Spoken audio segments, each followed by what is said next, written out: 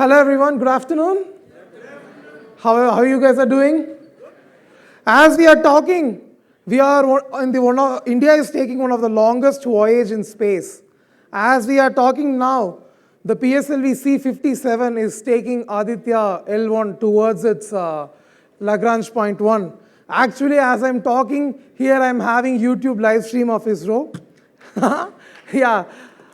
We have went to moon and it's time to observe sun, and ISRO is doing extremely good this year. So it's happy. So it's very happy to be here and share this moment with you guys when such a historic thing is happening. So before getting into this, I'll just give a small overview of who am I. You know, it just feels pointless to listen to someone without knowing the context, like why should I even listen to him, right? So yeah, this is Rifath here. I'm the Chief Technology Officer and Lead Scientist of Space Kids India. So what we do at Space Kids India? So we are a manufacturer of nanosatellites. Nanosatellites are satellites which weighs up to 10 kg.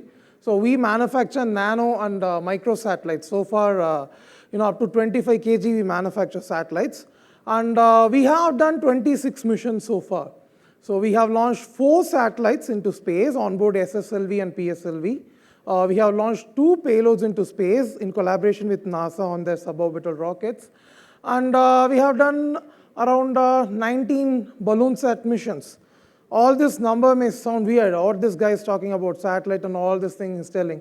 So before just getting into the talk, just let's have a quick look at a video which gives a brief introduction about what we are doing and a small intro about our journey we have done so far in the last 8 years. So let's have the video and we will continue to the session.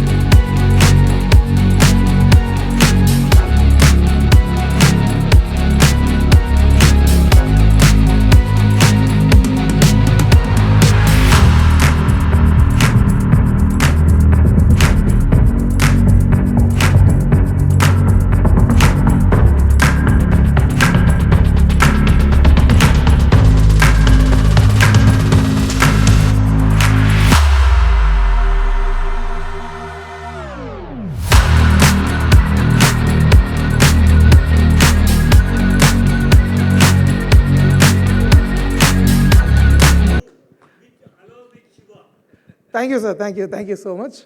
Thank you so much, guys. So those are some of the missions we have done so far. But, space, it's a beautiful thing. Like we all see the launches on TV, and everyone loves to space. Most of the people, at some point they wanted to be an astronaut, or they wanted to become a rocket scientist at some point of their life. But most of the time, we won't be able to become that. We will get into, some different part of the career, and our dreams, we won't chase our dreams. So in this session today, I'll be just giving you small overviews about the first thing, what are nanosatellites, and the second thing, how I got into this. And since you guys are being students, how you can also get into space or any other field which you really love about. So first, let's start with what are nanosatellites. Any idea what are nanosatellites? Feel free to answer. We will keep it very, open-ended conversation. Any idea what is a nanosatellite? Yeah, good. Small satellite is a good answer. See, usually when, for example, right now the Aditya we are launching, it is around 1,500 kilograms. And the Chandrayaan-3 we launched is around 2,800 kilograms. And the heaviest satellite India has built is around 6,000 kilograms. So usually, traditionally, the satellites has been heavy. And before that, we need to answer what are satellites. I would give definition, satellites are nothing but flying computers. So we have a computer, we have a transponder for communication, we have solar panels for power, and we have attitude control thrusters to keep it in the right orientation. So basically, it is a box containing high-end computers, and instead of your Wi-Fi and Ethernet cable, some transponders so it can communicate. So we have cameras and other sensors taking images, processing it, and sending it down. So basically, it's fully made up of electronics. And we need to put it into the space using rocket. What happened? What is the correlation we had between electronics and space? So 20, 30 years ago, computers used to be very big. 50, 60 years ago, they used to be the size of this room. Today, your mobile phone is more powerful than the computer Neil Armstrong used to land his lander on the moon. In fact, your mobile phone is nearly 1 million times more powerful than the processor, the Apollo mission used. So the development in electronics has reduced the size of sensors, communication systems, batteries, power systems, and all these things. So when the computers are becoming smaller, electronics are becoming smaller, it is just a matter of time that satellites also became smaller. So we were able to use the latest technology into the space industry, and we reduced the size of the satellites. So nanosatellites are basically satellites which weigh less than 10 kg. And we have small satellites which weigh less than 500 kg. Here the weighing less means it's not, the performance should not deteriorate. It should be able to perform in accordance to what bigger satellites are capable, but it should be using the latest technology. We call it COTS, commercial off-the-shelf components. So we can manufacture it for a lower cost. But here, what is the use? Why I should make a satellite small at the first place? First thing, your launch cost. Bigger the satellite, you need a bigger launch vehicle to go to space. You need more delta V. For example, the Curiosity rover, all the Luna 25, which recently Russia launched and unfortunately crashed, they use a heavier launch vehicle, so they can directly inject it to the lunar orbit. It will take a bigger rocket, which will ultimately cost us more. It's not just one launch vehicle. You need to develop that launch vehicle, which will be even more costlier. So if you are able to build satellites which are lighter, your launch cost will be less. But this is just a small portion. There is a very big game behind it. On average, if you are building a satellite, let's say $100 million, how much time? Space is at the end, it's a business. Whatever, like science, technology, IT, like everything else, space is also what? A business. At the end, you need to make your return on investment. It can be monetary, it can be socio-economic benefits, but you need to make the returns. So if you are spending $100 million on a satellite, to get your returns, it will take around 10 to 15 years. Oh, now I'm building a satellite. The design itself will take 4 to 5 years. Then I will launch it. Then it will work in space for 15 years. Now I'm putting a camera. Now I'm putting a 15 megapixel camera. For first 2 to 3 years, that camera is the best technology out there in space. But in the second half portion of its life, on ground, we have already developed so much advanced technology, we need to operate outdated equipment in space to make sure we get return on investments. In space, it has been a huge disadvantage. Always, around 60 to 70% of the time, the spacecrafts we operate are outdated because we have to maintain its lifetime for a certain amount of years to get the return on investment. And in remote sensing, if you are taking image, let's say I'm taking this image of this center. To take the same image, it will take another 14 days. We call it as revisit frequency. How can I do it daily? That is where, 10, 15 years ago, scientists, ex-scientists from NASA answered this with nanosatellites. You make satellites which are very light, say 25 kg, 10 kg, out of components which are commercial, industrial grade components, not space graded. They are cheap. You can launch it. It doesn't need to work for 15 years. Rather, it can only work for 3 years to get the returns. And instead of launching one, you will launch 100. So first satellite will come over this center today. Next day, another satellite will come here. This satellite will be in over other location. So this company name is called Planet Labs. They are the one first able to prove it. They launched shoebox size satellites. They are like 5 kgs. They launched 100 satellites into space. So 24/7, they are able to monitor every movement, a small movement. Sometimes some terrorist activity may happen, but your satellite won't be over that location. You won't be able to cover it. But here you are having a full constellation, even a small move you can monitor. And the satellite is always up to date. Whatever the latest sensor coming, whatever the latest transponder coming, you can put it in, launch it because it's commercial off-the-shelf components, cheaper to make, faster to make, easier to launch, and launch cost is very low. For example, 10 years ago when I got into this, 1 kg of satellite mask used to cost around $100,000 to launch. Today, thanks to Elon Musk, he bought it down to $6,000. What a huge change, right? In that way, I really want to thank Mr. Elon Musk. So this concept was, become a new trend, and that is how this new space trend started. So now we are seeing so many companies in India. We have Pixel, we have Dhruva, we have Skyroot, Agnikul, building rockets also smaller because you are having small satellites. Now your rockets also can be smaller, so you can do the entire mission for a cheaper cost. So that is why Honorable Prime Minister Modi ji has introduced privatization in space sector so that more number of affordable launches can come. So this is the whole concept behind small satellites. So how I got into this? Space is a beautiful thing. It's a very adrenaline rush thing. You are putting a computer thousands of kilometers away. When on ground itself, it will restart, it will crash, a lot of things will happen. You have to make sure it operates for 3 years without any issues. Even if issue comes, you need to debug it. So many variables, and that is one of the main factor. It gives the thrill. How these Formula 1 racers say, right, this is a thrill. Cricketers say this is a thrill. For me, space launch is nothing different. It is also a thrill. It really motivates you a lot, and every day it's unique. And we all love that, right? Who doesn't like a rocket, blasting and going into space? So my journey started when I was around 7 years old, okay? Yeah. So what happened is, my dad was a scientist. My dad was actually an electronics engineer. He was a professor. So I practically grown up in his lab.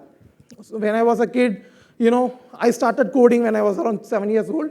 And all the electronics, capacitors, resistors, and all used to be my toys. He used to teach me a lot. And we had this one ritual, one habit. Every launch of ISRO, we will put together on TV, Doordarshan days. because now we have YouTube and all. At the time, ISRO only stream on DD. We put it on a CRT TV, sit in front of it, and watch it. This is just 15 years ago. I'm not very old, okay? Don't think I'm very old. So we used to watch these things. It's very interesting. I watched the Apollo documentary and all. One day, there was a launch called INSAT 4C. It is very significant because you might have seen Rocketry movie, Rocketry, where Mr. Nambi Narayanan tried to build a cryogenic engine. So GSLV Mark II, that is where India built, tested its cryogenic engine. So that launch was very significant. India is testing its own cryogenic engine. My dad told me, this is going to be a game changer for India. If this launch succeeds, we'll be next to none other in launch capabilities. So I was very, very interested. Even though I was just 7 years old at the time, I didn't even understood what the word cryogenic means, but it was a cool word. I used to tell all these words to my friends about cryogenics, even though I didn't understood, because it felt so cool.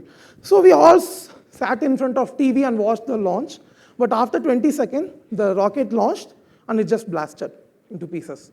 There was some issue with the engine. The computer thought something is going wrong. All the rockets have bombs inside, guys. We have bombs inside the rocket. If something goes wrong, it can self-destruct it. So the rocket blasted. It's actually cool to see the rocket, blasting than the actual launch, successful launch. You know that? It feels even more amazing that, tons and tons of rocket fuels just getting blasted. So I was like, what is happening? I asked my dad, Dad, you gave so much hype for this launch. What happened?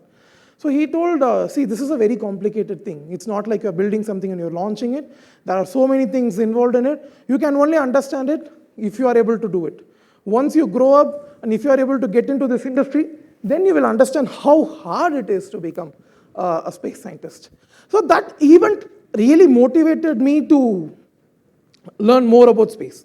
If I say, at that day I determined to become a space scientist, that would be an outright lie because, I was 7 years old. I didn't even know what space career existed at that point, but I really started liking rockets. I started watching a lot of videos about it and all those things. So as the time went, I loved technology basically. I loved electronics specifically. So I did a lot of things to learn about it. Unfortunately, what happened is, after 2 years after this event, I was in 5th standard. So my teacher asked me, what do you want to become? The usual question they ask in the first day of school, right? Just like how we'll be asking, what do you want to become in your life?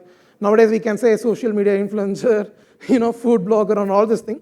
But at that time, I told my teacher, I want to become a scientist. It is easier to tell what you want to become.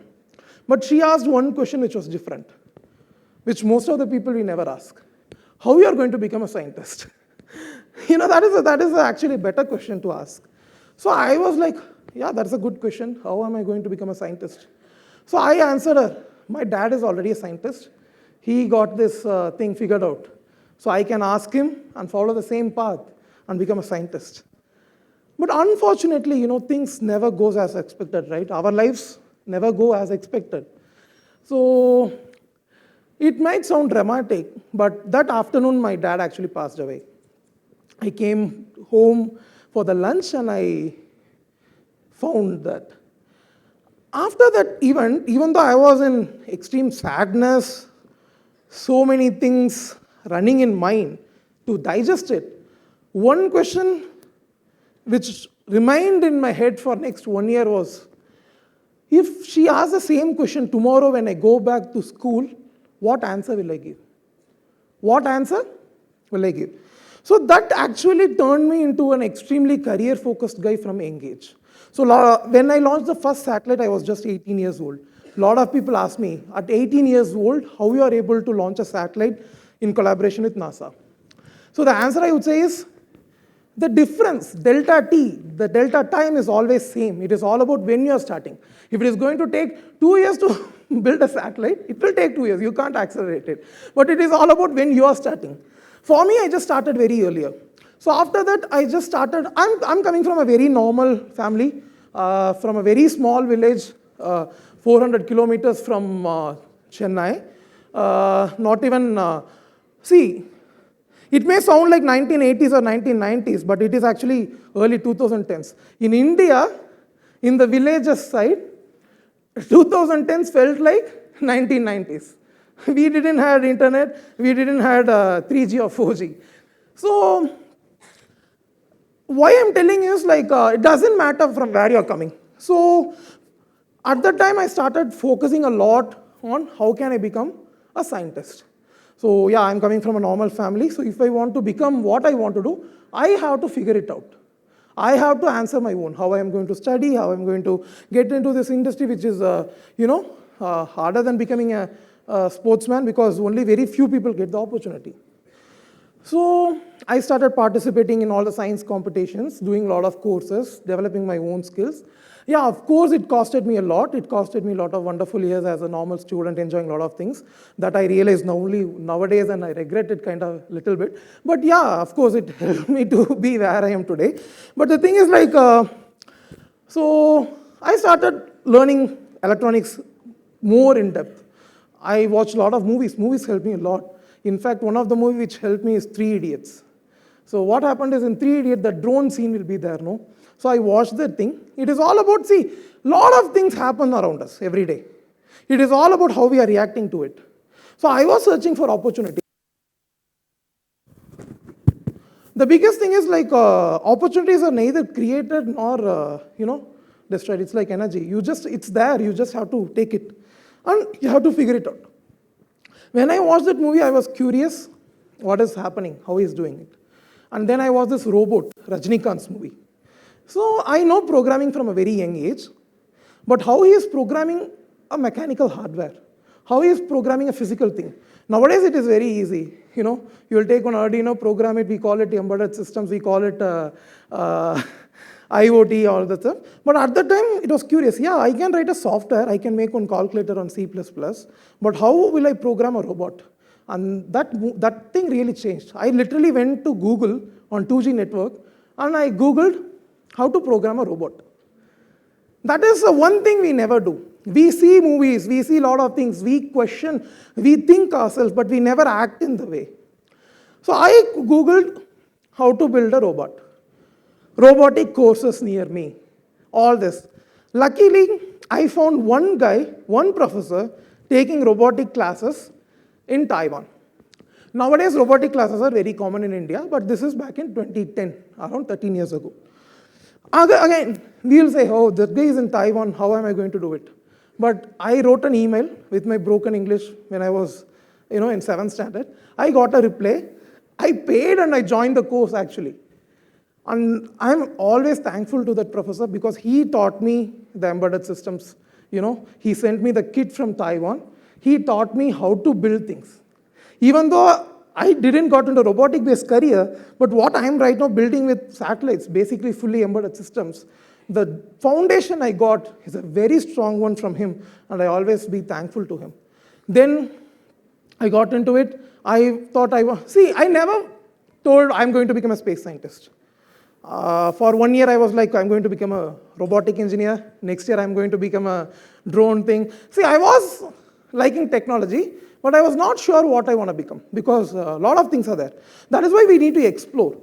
Once you finish the college, it's parental pressure. Of course, we have to accept the reality. It is not a movie. But we won't be able to explore a lot. The beauty of being a student is you have the freedom to explore. It is not about, I watch a lot of movies, I watch a lot of web series, I enjoy everything. But the thing is, the exploration is not just that. You have to explore with what you are going to do, what your career is about. So I explored different topics. I learned different things. And then I watched this 3 Idiots movie. Till that thing, I thought I will finish my PG. I will write ISRO exam. Then I will become a ISRO scientist. That is my plan to become a space scientist. I never learned about even the word about space entrepreneur or a space startup. But one thing which changed me is I never even knew about nanosatellites. How I know about nanosatellites? NASA is building nanosatellites at the time. Even ISRO didn't understand the potential of nanosatellites at that time. How I came to know is, I watched this 3 Idiots movie and the drone thing. I wanted to build a drone. So I went and Googled how to build a drone, and I started reading about aerodynamics of a propeller in NASA's website. NASA is not just space, it is aeronautics and space administration. So I started learning about aerodynamics in NASA's website. They say, right, one small thing can change your life. You are one decision away from an entirely different career, entirely different life, entirely different relationship, entirely different path. It just narrows down to one decision what you're taking. For me, that decision was going to that website that day. I went, inside ads will come, right, pop-up ads. Inside ads will come, banners will come. So I went to that website, in NASA's website. Inside, there was one banner of NASA telling NASA CubeSat program. Students can build your own satellite and launch it. I'm like, what is this CubeSat? One box was there. What they are calling this box as a satellite? I clicked it. Till that moment, I didn't even knew what is a CubeSat. But I just clicked that. I will literally say, that click is worth $1 million for me, that one mouse click.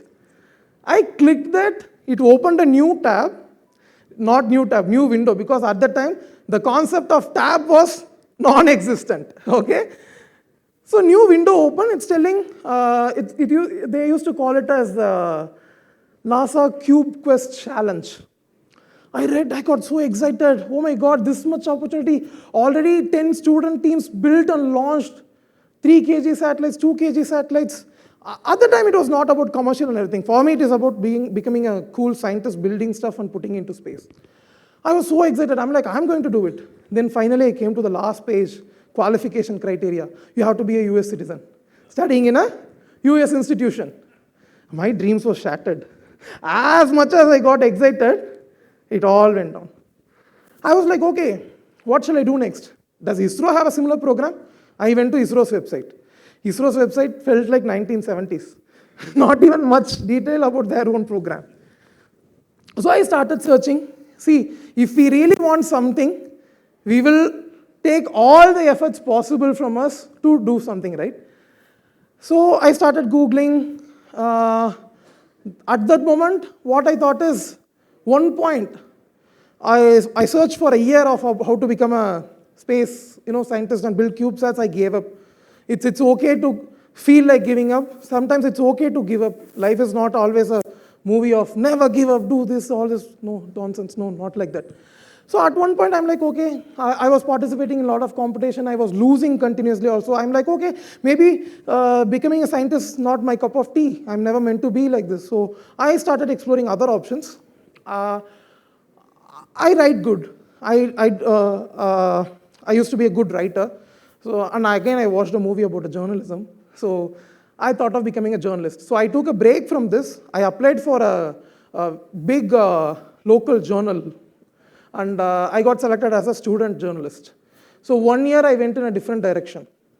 So I got this new tag called science journalist.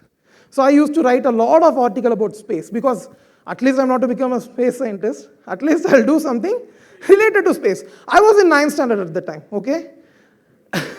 So I started writing about it. Life is a beautiful chain of events.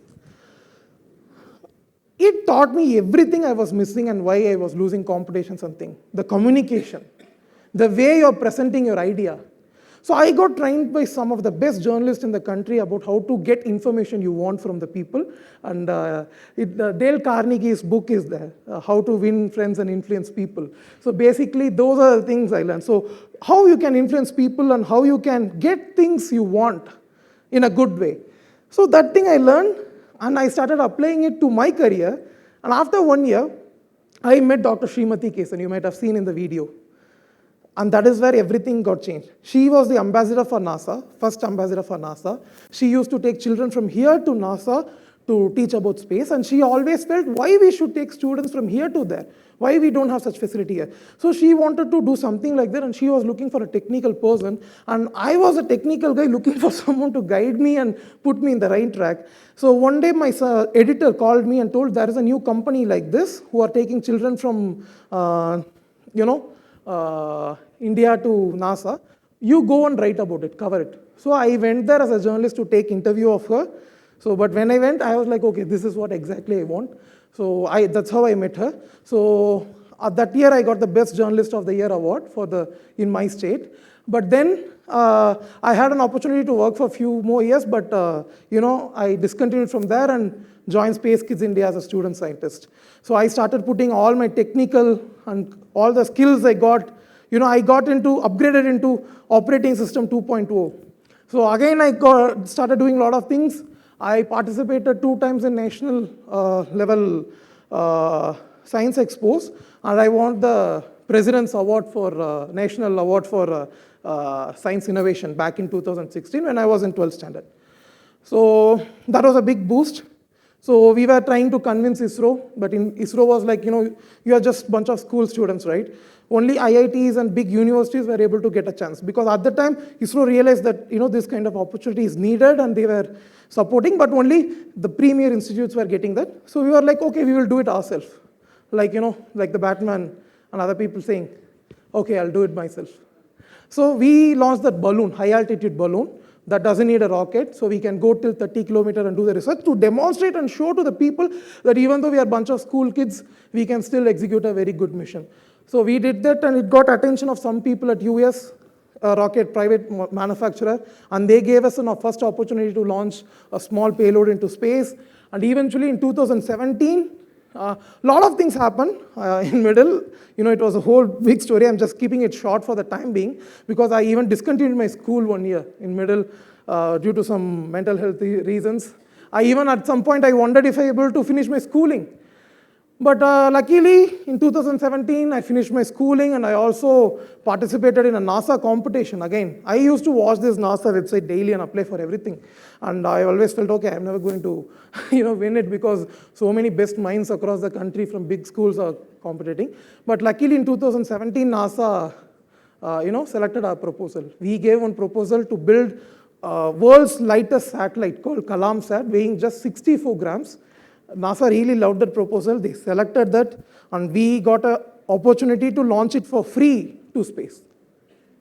And that is where everything got changed. Suddenly, it is the world's lightest satellite. Forbes was covering. I was watching National Geographic all my life, and National Geographic is doing documentary about us. So life changed. But at what cost? It took me 5 years to do that.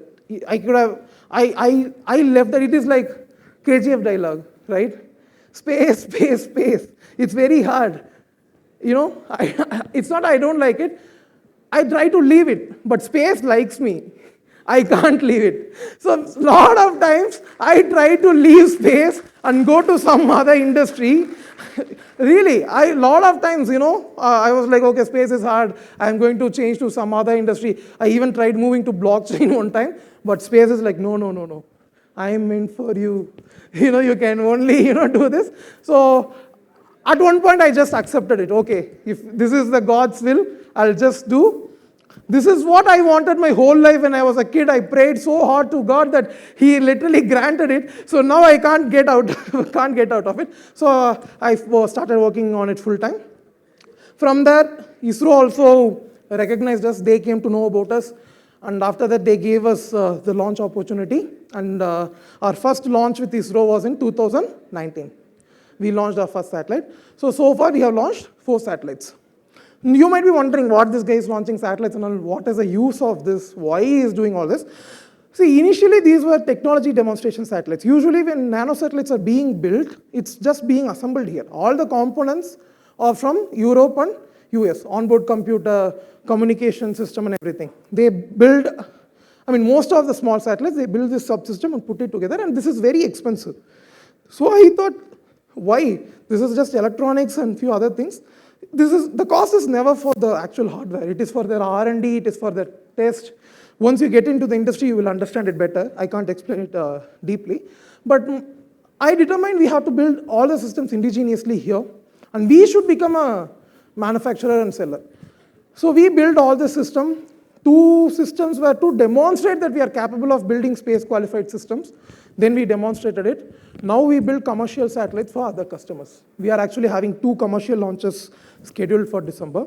So right now our goal is to build So the future ahead. So right now, we have built a space company, coming from a small town.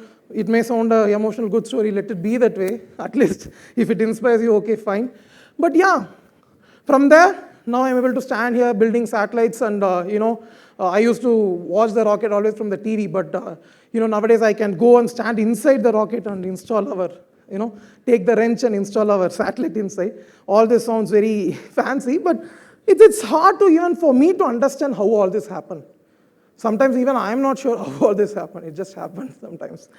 But we did this so much. So the future is, we are spinning, Space Kids India, it started as an educational organization to teach students about this technology. But with all the technologies we have developed, we have spinned off as a new company called Space Rickshaw. You might be thinking, what is rickshaw? See, we want to make satellites so economical as a rickshaw ride. Okay? So our first Space Rickshaw satellite is scheduled for launch in December. So our goal is share auto concept in space. So if you are multiple people going to one location, sharing it, it's economical. So if you want to put one camera, one transponder, and a lot of other scientific payloads, instead of all these things needs a computer, transponder, solar panel, and everything. So what we are building is we are building a bigger satellite, and in that multiple people can share the resources. So it's like shared satellite service. That is a concept. So we already have 10 customers signed up for that, and we are raising around $5 million, to expand. Eventually, our goal is to provide services around Moon's orbit, lunar orbit. See, lunar economy is going to be a big thing, but if you want to harvest the potential, you need to conduct a lot of R&D there. Nowadays, we are launching one mission every 4 or 5 years. That is not enough. You need to do iterative designing to launch multiple successive payloads to see the potential of what you can get. So the cost of going to Moon has to come down, and that is what we are working on. So right now we have 3 platforms. One is in low Earth orbit, and another one is to send samples, biological and pharmaceutical samples in space, see how these crystals and everything behaves differently in space and get it back. This is also a huge industry for microbiological research.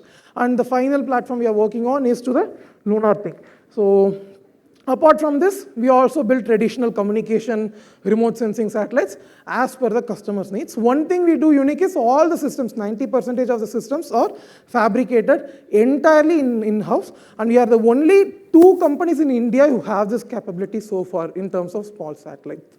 So that's what we have done so far, and thank you so much for that, listening to me. I hope it would have been helpful to you. And yes, we have landed on Moon, and now we are going to the sun.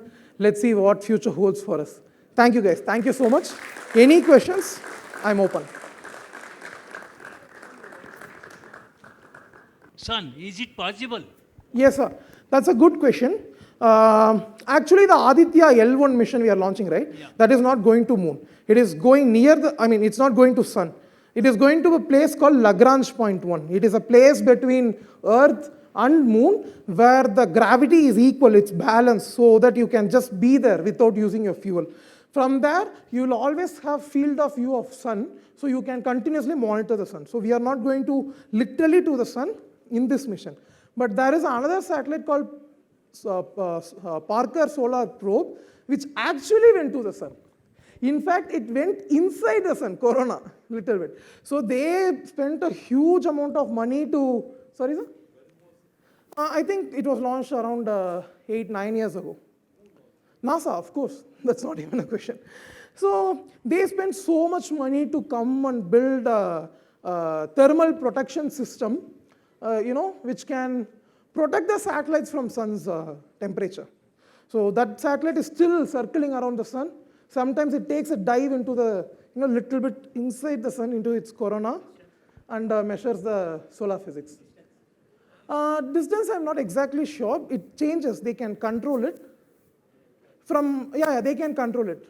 But it is around the orbit of the sun. Does it mean that your satellite, which is going to sun, it will be in cryogenic condition so that it can enter the heated atmosphere of sun? Yes, it's not just cryogenic. They also use cryogenics for certain part, but they also use carbon-carbon composites and few other materials which doesn't let the temperature first penetrate at the first point. So they have this temperature shield. It is like there is a one shield, satellite is attached behind it. If satellite even turns a little bit like this, it will die. That is a big issue. It always has to be protected behind the shield, but that mission is going really successful. It's called Parker Solar Probe. You can, there are beautiful videos of it on YouTube to explain more on it. Thank you, sir. Thank you. Any other questions? Students, anybody want to ask anything? Okay, if that's it, thank you. Thank you so much. Yeah.